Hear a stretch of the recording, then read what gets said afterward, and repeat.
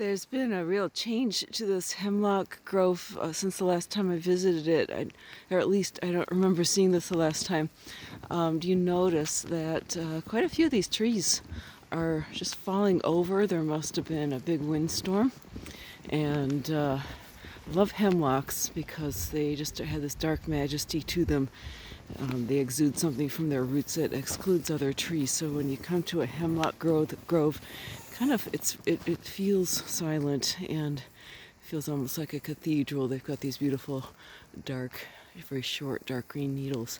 But what I noticed was that these trees that are leaning, that have fallen over or in the process of falling over, are not actually hemlocks. They're poplars. And poplars are a pioneer species of tree. They come in when there's regeneration, they come in and they grow up fast, and then other trees grow up in their shade or underneath them, so they kind of help the other trees along. And then they are not long-lived, so they do fall over. And I just thought this was such a beautiful metaphor at this time of year.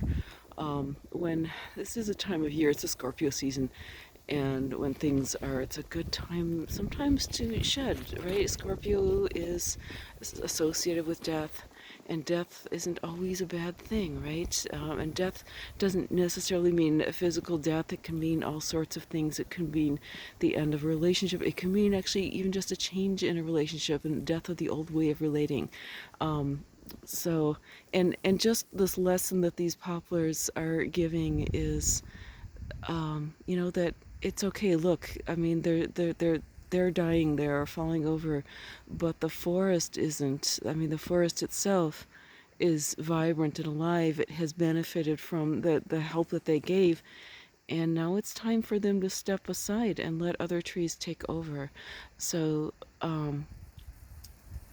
consider what there might be happening in your life that maybe its time is over and it's time to let it go and let new things come up, because what this is doing is it's allowing more light to come in for these beautiful hemlocks.